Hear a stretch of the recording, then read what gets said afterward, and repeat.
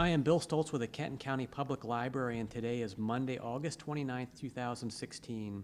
I will be interviewing William Germann at the Covington Library in Covington, Kentucky. The other person attending the interview is our videographer, Mike Bloom of the Kenton County Public Library. This interview is being conducted for the Kenton County Public Library Veterans Oral History Project in conjunction with the Library of Congress Veterans Oral History Project. Good afternoon, Mr. Germann. Could you please state your full name, birth date, branch of service, highest rank, and dates of service? Okay. My name is William Germann. Original hometown is Maysville, Kentucky. I was born on October the 4th, 1944. Served in the U.S. Army military in the Transportation Corps. 1 year in the U.S. and then 1 year in Vietnam. All right, you mentioned you were born in Maysville, and what were your parents' names? Ambrose and Emma Germann. And what did they do for a living? My father was in the trucking business, and my mother was a full-time wife and mother. One of 8 children that they had, so she was pretty busy. Yeah, it sounds that way. So you had 8 siblings, and did you go to school in Maysville? I went for 2 years at St. Patrick's High School in Maysville, and then 2 years at boarding school at Bardstown, Kentucky at St. Joseph Preparatory School. And what was that like? It's a boys' school taught by the Zavarian brothers, and it's a full-time education process. And what years were you there? I was there in 1961 and 62. Okay, so high school years? High school years. So 2 years in Maysville and then 2 years in Bardstown, Kentucky. Okay, and were you active in athletics or extracurricular activities? At St. Joe and Bardstown, I was on the tennis team and was in the drama club and full-time student. Okay. And did you work at all when you were in high school? Basically just worked during the summer months for my father, who I mentioned was in the trucking business, and then working in and around jobs there with the trucking industry. Okay, and I think you mentioned on the telephone you went to Xavier University. Yeah, in 1962 I enrolled at Xavier University in Cincinnati, Ohio, and then graduated in 1966. And what was your major? Major was at marketing in the business administration school. Okay, and you had mentioned you went through Reserve Officers Training Corps. Yes, back at that time in 1960, 62, you were facing active military duty. So when I enrolled at Xavier, I also enrolled in the ROTC program, so that when I graduated as a second lieutenant in the ROTC program. And did you enlist in ROTC your freshman year in college, or was it later on? I spent all 4 years Okay. in the ROTC program at Xavier. And what was the time commitment for ROTC afterwards? The requirement was that after you graduated, you were required for 2 years of active military duty. And were you aware of the Vietnam War? Oh, very much so. Just about everybody at that time was either facing being drafted or going into the military service as an officer. And what were your thoughts when you were in college? Did you think that you, being an ROTC, that you would be sent to Vietnam, or did you think maybe they'd send you elsewhere? I knew the odds were probably 90+% that I would be sent to some type of active military duty, including a year in Vietnam. Okay. And let's see. And you graduated and received your commission as a second lieutenant. Where did they send you for training after that? Okay, I had a unique experience because Xavier itself was primarily an artillery school. But my father had been in the transportation business, so I convinced them that I would have a lot of benefits going through a transportation school. So after about 3 months of summer vacation after graduation, I then was sent to Fort Eustis in Virginia, which was the transportation school. We spent about 90 days there learning how to be a transportation officer, and then was reassigned to active duty. And what was the training like at Fort Eustis? It was pretty intense. That time we learned how to cargo load materials, do black light driving at night, learn how to conduct convoys, and obviously learned leadership roles because you were an officer and had responsibility for gentlemen, and at that time they were all men in the military. And where did you go after training was complete? After 90 days at Fort Eustis, my first active duty assignment was Fort Devens in Massachusetts. I was assigned there as a transportation officer. There I was responsible for troop assignments, loading troops for deployment overseas, and handling the other transportation officers like materials flows of goods and services in and out of the base. And what part of Massachusetts was that, Fort Devens? Fort Devens is pretty far up there. Okay. Yeah, you get a lot of snow in the winter up there in Fort Devens in Massachusetts. I can imagine. I lived in New England. I can imagine winters. Yeah. And how did you adapt to training and then military life? You learn the rituals of going through. You learn that you have responsibilities as an officer. So you get in the flow of things. It becomes almost like a work assignment. You know what your duties are, and you have to perform those things to get the job completed. And where did you go after Fort Devens? I spent almost 8 months there at Fort Devens, Okay. and at that point I was nearing that 1 year in-country assignment. So then about November, I got the assignment that I was going to be transferred overseas to Vietnam. Not knowing exactly where I was going to be sent, but eventually my paperwork came through saying I was being assigned to the 24th Light Truck Unit based out at that time, Cam Ranh Bay. So I thought I was headed for Cam Ranh Bay. And how did that make you feel when you got notice that you were going? Again, knowing that I was going to be facing active military duty and knowing the importance of being an Army officer, I accepted it, knowing that I needed the grace of God to get through not being injured. And so you accept the duty. That's what you do when you become an officer. And you mentioned they notified you in November, and when were you shipped overseas? About 2 weeks later. Okay. I got about 2 weeks of going home to say goodbye to some friends.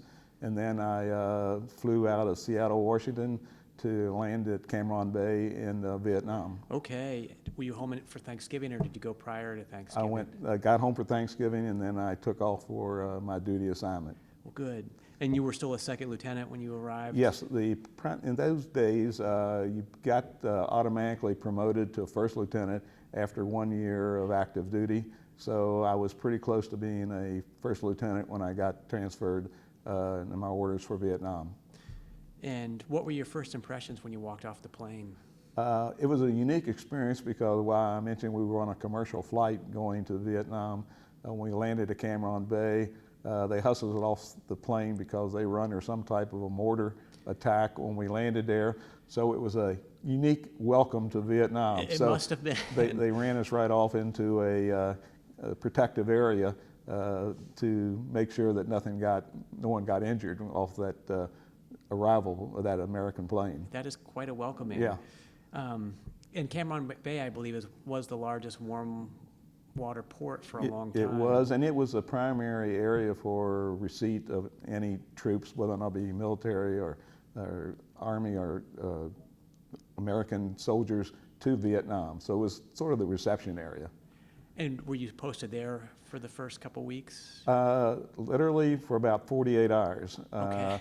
As I said, my initial orders said that I was going to be assigned to the 24th Light Truck at Cam Ranh Bay, but I found out within 24 hours that that unit had been moved to an area about 100 miles north of Cam Ranh Bay at a place called Tuy Hoa, which was on the coast there, about 100 miles north of Cam Ranh. Okay, and how did they send you up there? I got a nice helicopter ride. They airlifted me to Tuy Hoa to join my unit at that time.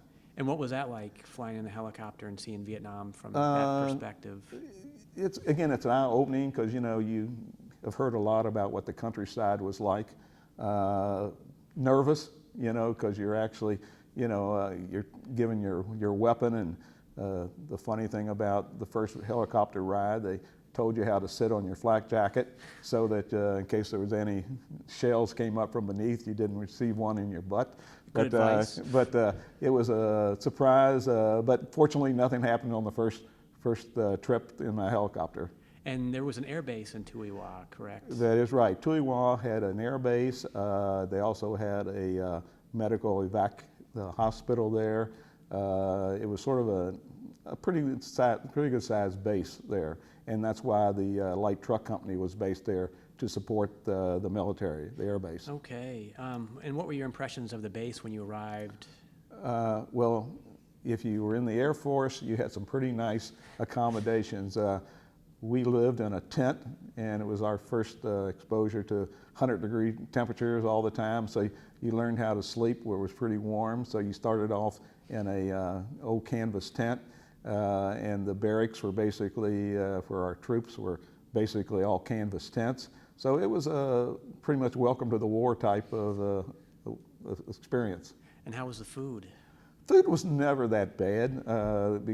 They had a nice cafeteria there, or mess hall, and it was pretty close to where our tents were. So food, you learned to eat military food pretty quickly.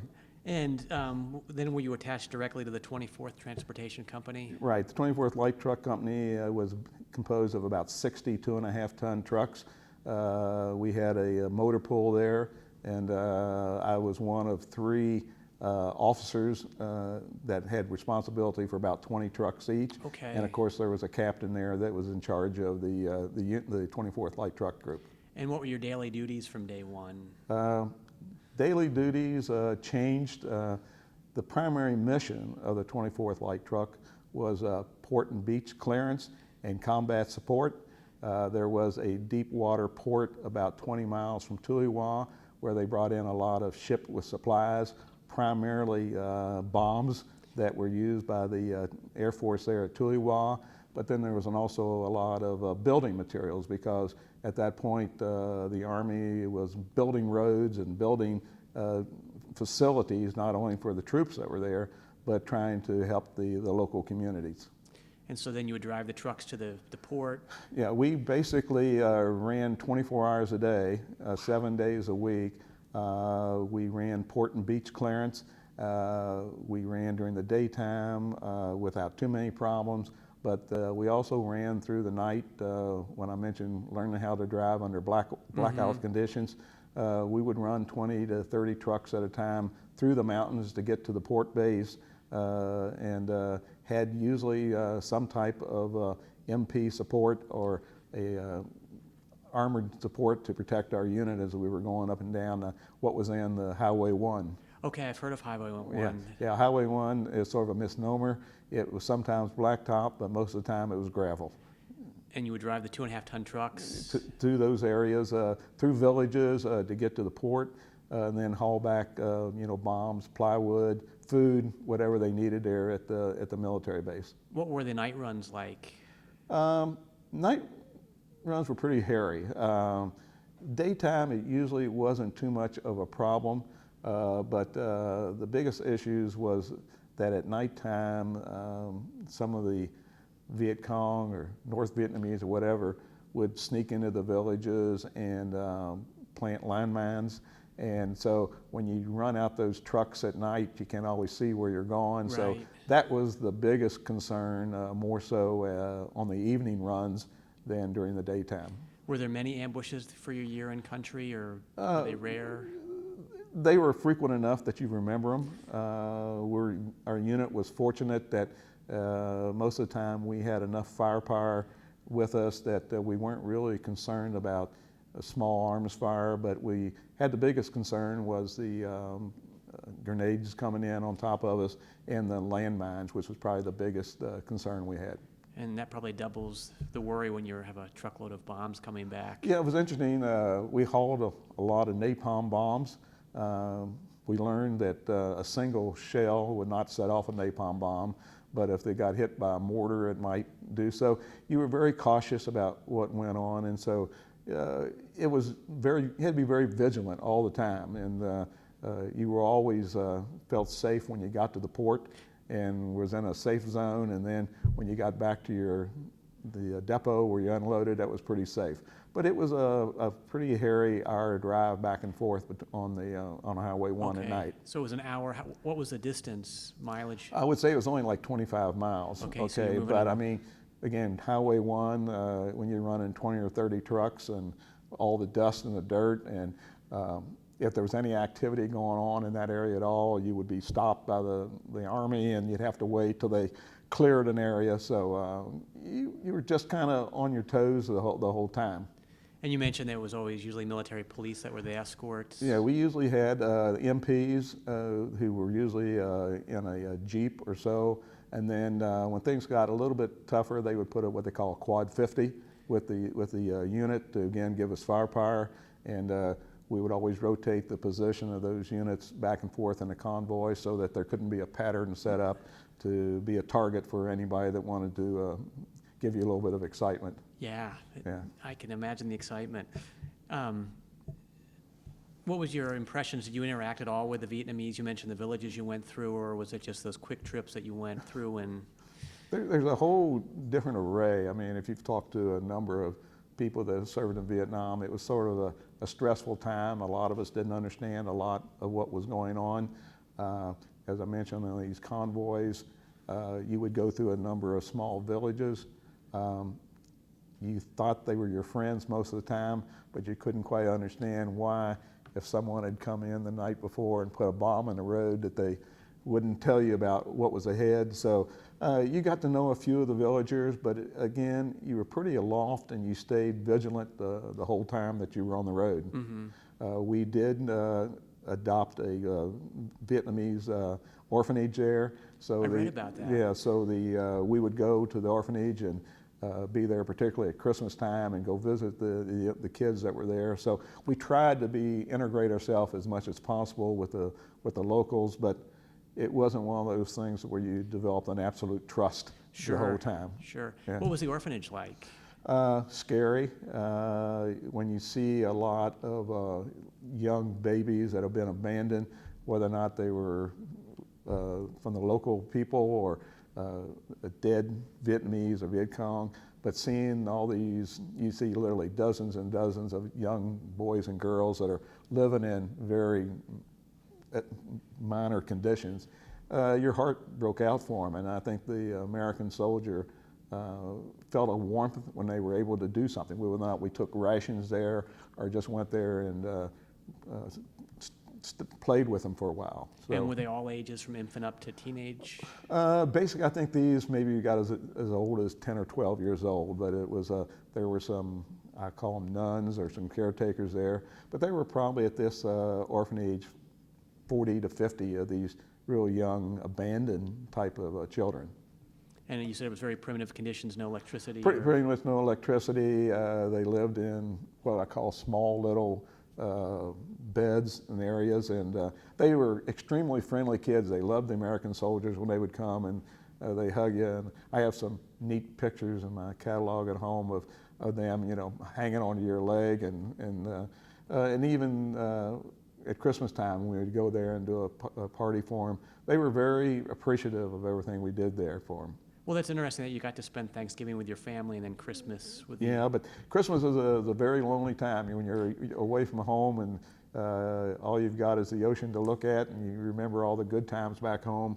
But you really miss your family when you're in those type of situations. Yeah, was that your first Christmas away from home? That was my first Christmas away from home, yeah. And were you able to communicate at all with your family for the year you were overseas? Just basically by mail. You got to, I think I called home once while I was there and talked to them directly, but it was all basically mail and postcards and chocolate chip cookies that arrived in the packages for you. So you got to the point that you really look forward to getting some type of a message from someone that you knew back home. So it was a waiting game, hoping mail would show up. Yeah, absolutely, absolutely.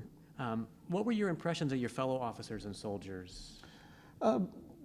Since you really didn't grow up with these, not like you at the high school or college group together, each one's assigned for a year on your military duty, so they come and go pretty frequently. So you get to know them a little bit about their families, particularly if some of them were married.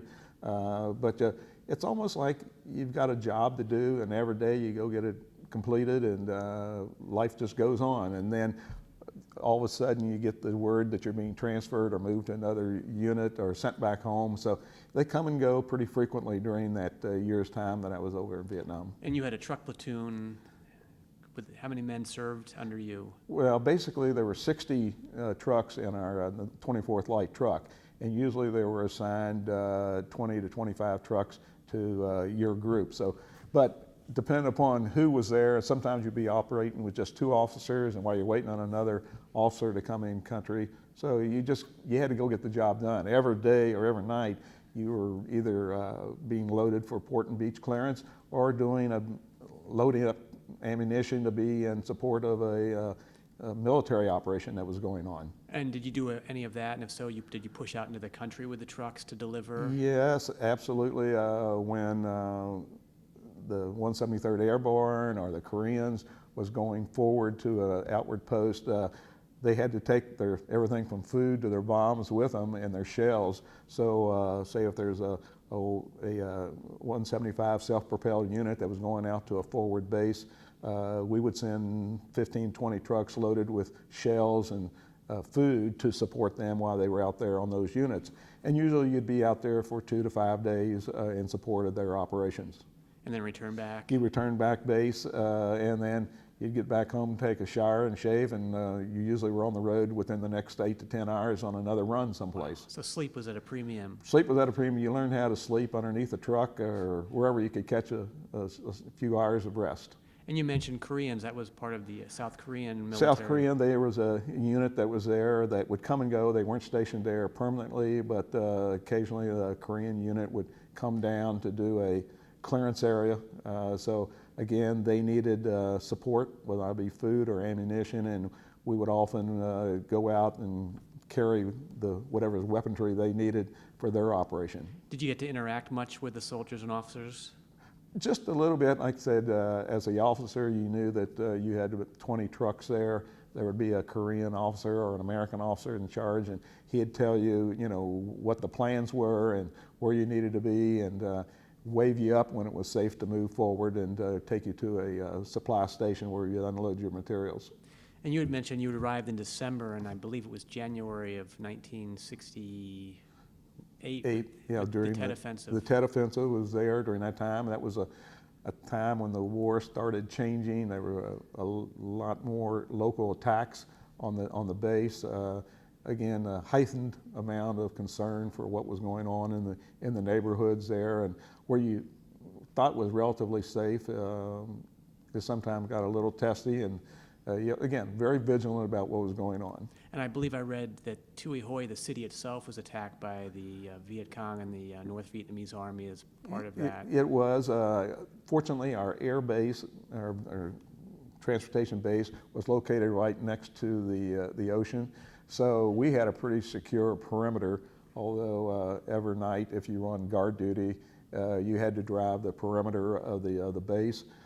So when they hit Tui Hua City, you could hear it, you could see it all going on, and then obviously you saw the military response to that when the aircraft would come in with their bombs and stuff to try to drive back the Viet Cong. It must have been very stressful between work and then all of that, night and day, trying to get some rest and relax. It was, but you don't say you get used to it, but the sound of bombs off in the neighborhood, you knew when they were close and you knew when they were far away, so you just accepted what was there.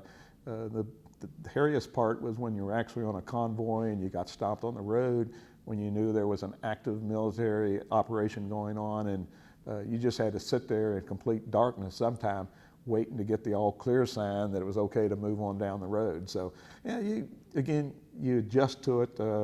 I don't say you get used to it, but you adjust to it. You just adjust.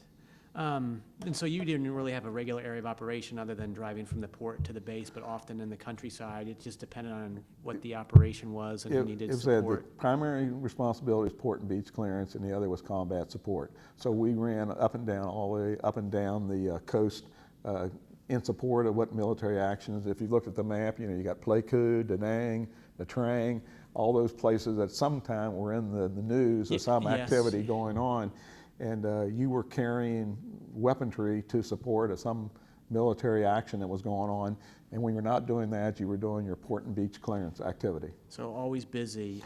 There was never a down day. And you mentioned ammunition and food and other supplies. Was there anything else you transported? Food was a big thing. There was also a PX there, so we would have full truckloads of nothing but Coke or Pepsi, that we were taken to the PX for the soldiers to buy there. So, but mostly I would say 75% of the time we were moving ammunition off of ships that arrived there at the port back to either for the Air Force that was located there at Tuiwa, or small arms ammunition. And were you given rest and relaxation during your tour? I had a 10-day experience in Hong Kong. That was my choice to go there. And again, another unique experience of seeing that type of a lifestyle in Hong Kong, where there's hundreds and hundreds of thousands of people in a very small area. I'm sure. So, but it was a nice little respite for about 10 days, and then you came right back to your military unit and went back to work. And when did you go to Hong Kong? Do you remember what month?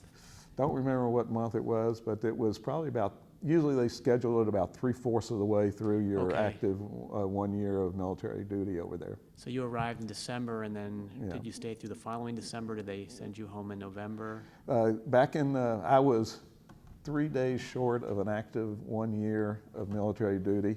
And so they sent me back home. The policy back then was if you had 90 days or left, you didn't have to report to another military unit. I had 94 days left, so they reassigned me for my outplacement at Fort Campbell in Kentucky. Okay, So close to I home. came back there and went down there and worked out of the motor pool for about 94 days. And fortunately, that was pretty close at that time to home. So I came home every weekend, but it was just basically a transition time to come out of the active military. Good, good. I mean, it's nice to come close to home. So when you were rotated, they let you know that you were going home? I knew I was near my rotation date, but at the time I rotated back, there was only 2 lieutenants in country.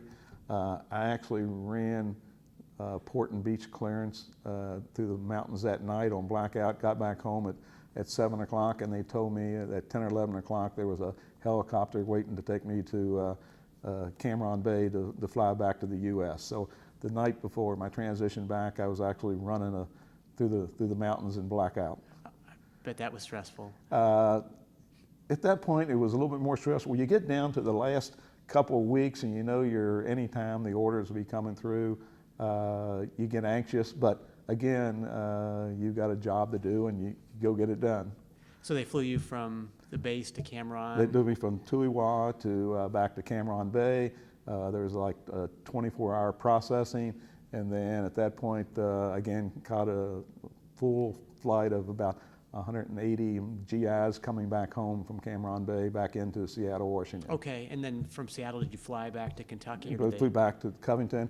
I didn't notify anybody that I was back home until I landed in Seattle, when I go back home, and had a hair-raising experience coming back. We get a major thunderstorm coming back, and the plane we were on dropped it seemed like miles out of the sky, and it was like total silence for the next couple hours until we saw all the street lights of Seattle, Washington. So it was a hair-raising experience coming back. That would be. Yes, but so we got back home, and they processed us out of the base there at Seattle, and was home within a couple days. And how did your parents and siblings feel? Relief. I don't think they stopped praying till I landed at Covington CVG, but they were glad I was home safe. And to be honest with you, they were very proud of what I'd been able to accomplish. And then I was looking forward then to beginning my career as a civilian again.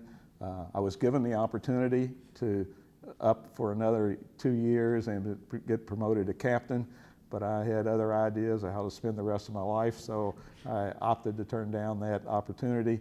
Although, again, I think by records-wise, you're automatically promoted to captain after 2 years, but I never went through the actual award ceremony to become a captain. But when you left the service, you were...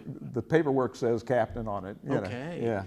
And then you mentioned you came home to Covington. Right. Was your family in Covington that time, or were they still in Maysville? They lived in Maysville, but obviously at that point I had the flight schedule, and was great to fly into CVG and be met by my family, who a lot of loves and kisses, and we all went out to dinner that night, so it was welcoming home party. Good, good. And then how long did you have before you had to report to Fort Campbell?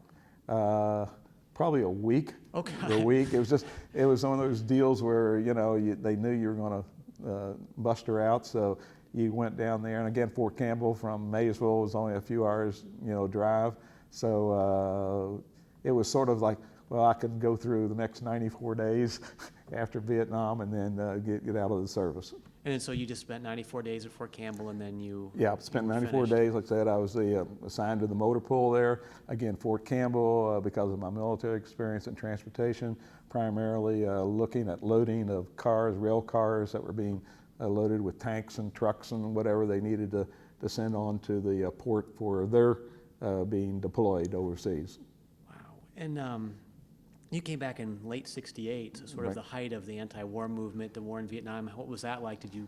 What were your impressions? A difficult time because, as I mentioned, you're over there to do a job, and you're not the one making the decisions on what to do, when to do it, but you do your job. It's frustrating at times, particularly when we were doing the area of combat support. The fact that we would go to the same areas, sometimes multiple times, to try to take back some area that the Viet Cong or the North Vietnamese had infiltrated. It was frustrating to understand why once we had success in that area, why we didn't maintain it. But the politics of war, I think, were really starting to be heightened, and there was a lot of frustration. And of course, again, I was back in '68. There was still a lot of war to be fought after that. So you questioned a lot about what we were doing there. You knew that the men and women that were over there, the Americans, were doing their job, and you wondered why they were constantly put in harm's way multiple times. So, but again, as an officer, sometimes you're told to do a job, and that's what you do. Put your personal feelings aside. You're right.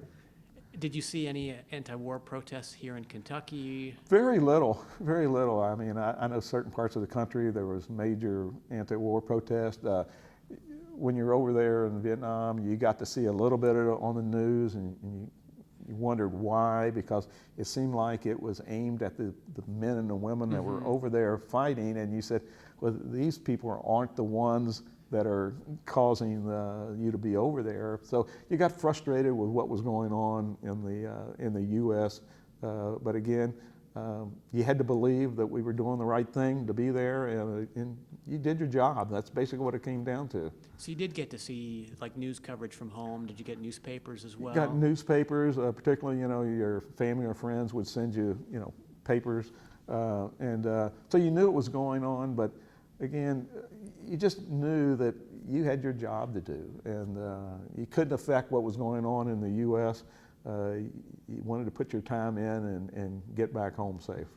And so when Fort Campbell, when your time ended, did you have plans for after the service? Yes, and there's another whole long story there, but as I mentioned starting out, my father had been in the transportation business. He owned a trucking company, and I thought that I was going to come back and join the company. Well, it turned out there were some complications that he wasn't aware of, so after all my planning for the college and military, they found out that I could not go to work for him, so I came to Cincinnati to look for a job after having all these years of hoping to join my father in the trucking business, and end up at that point finding a job with the Kroger company and going to work in the transportation group with the Kroger company. Oh, great. And how many years were you with Kroger? Retired in '09 after 41 years. Well, congratulations. Yeah, That's a so long I'm time. enjoying retirement right now. Good. And how did you adjust to civilian life again? Didn't take long to get to enjoy good bourbon. Again, not really any difficulty. You continue to follow the news, obviously. The areas that you were familiar with. You got frustrated when you heard of some of the things that were going on there. You just wanted the war to be over, because no one likes to see death and destruction like you saw when you were over there. So you wanted it to be ended successfully. How it ended, I guess historians down the road will ultimately decide whether or not it was worth the effort. But you just wanted it to be over with, because we had been over there fighting for so many years, and you didn't quite understand, with knowing the capabilities of our military, how we could not end this thing a lot quicker. Vietnam is not a big country, and you don't understand why we didn't then go in and establish ourselves and bring this chaos to an end. Right, right. Yeah, because I was reading, I think Vietnam is 100 miles wide at the widest part, or Yeah. 500 miles long, so it's not, like you said, You're I think the right, state you're of right. Washington. And we were, again, when you did combat support, you'd go into the same areas multiple times and you'd say, why are we doing this? You knew the area was safe after you had a successful mission. Why then did we pull back and allow it to be infiltrated again? But I think basically we did not win the hearts and the minds of the people that were there. And they did not support us. You hear about the wonderful stories of World War II, how the people rallied around the troops when they came in. It was not that case in Vietnam. I think there were political leaders in Vietnam that wanted the Americans to be there, but Vietnam's a very poor country, and those people, they just wanted somebody to take care of them, basically. Mm-hmm. So it was difficult to understand why they didn't support us and keep us more informed about what was going on.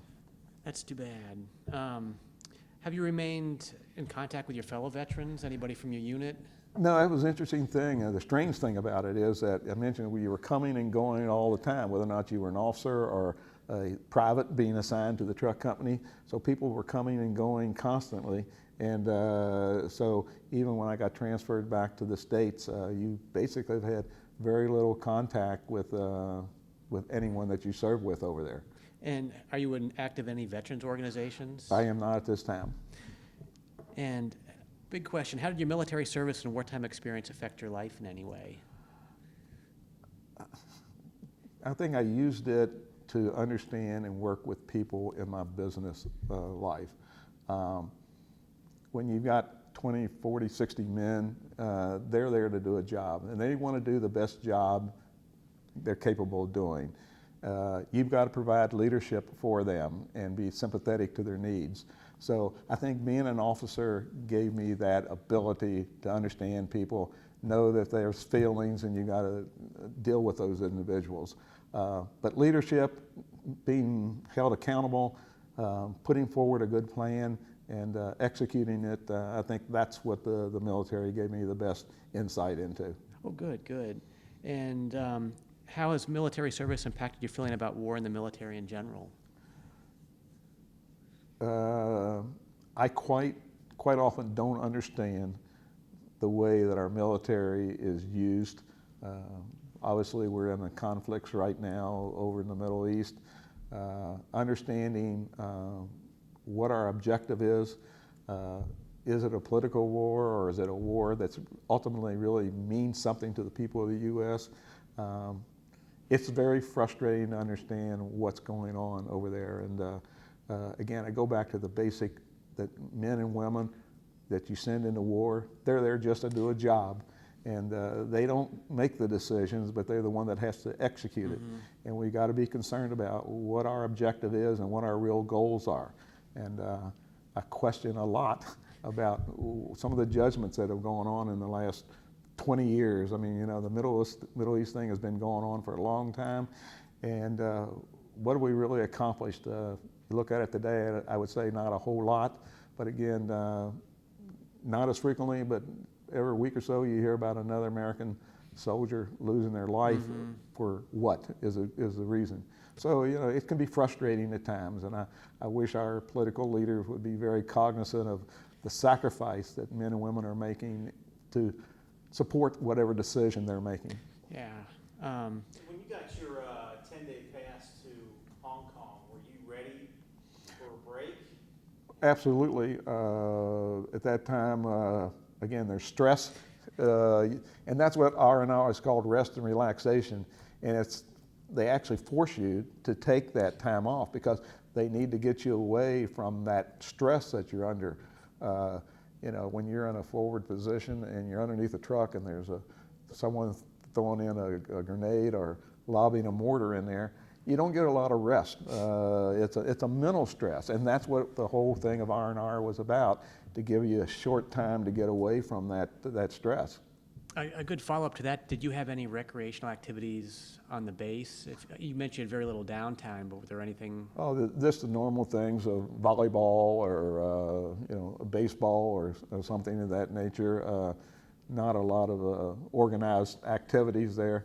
Again, it was a long day. You know, it's interesting. Vietnam is very warm, and so when you're out on the road and you're covered with dust, a lot of times all you want to do is get a hot shower and go to bed, because you know you're going to be cycled back through the road journey the next day. So. And you mentioned you slept in a tent, so you probably never got to really cool down. No, and you know, it's interesting, as I mentioned, we hauled a fair amount of plywood. When I first got in country, we were in tents. From tents, we moved into some fiberglass or temporary housing, which was made out of the plywood. And at the very end, though, we'd been there so long that they actually were bringing over mobile homes. That they put next to the Air Force base. So my last, I think, I'll say 60 days, I was actually in a mobile home. I shared it with 2 other officers that we stayed in like a mobile home there right along the ocean front. So there was pretty nice there because there was actually a breeze that came in off the ocean. That So does sound nice. But I enjoyed that the last couple of months that I was there. All right. Before we close, is there anything you'd like to add about your life, military service, or anything we might have missed today? I would only say this, that I think the military experience is a great experience for every young man or woman that was so inclined to go in the military. It teaches you how to work with and get to understand different people of all different ethnic and social backgrounds, because people are basically good people. And you got to learn to work together with them and provide leadership when you're an officer, but it broadens your whole perspective on life. And I think that's kind of what we need today is everybody's in this thing together. We just all need to do the very best job we can. So I appreciated the opportunity to be in the service. You know, you feel good about supporting your country, and you know, glad it's over with, but would not be hesitant at all to, if my grandchildren, one of them want to be in the military, I would not be hesitant at all to say I support your activity, because I think it broadens your whole perspective of what the world's all about. I think that's a great way to end. We'll go ahead and conclude. This is Bill Stoltz, and I want to thank you for your time and for your service to our country. Thank you very much.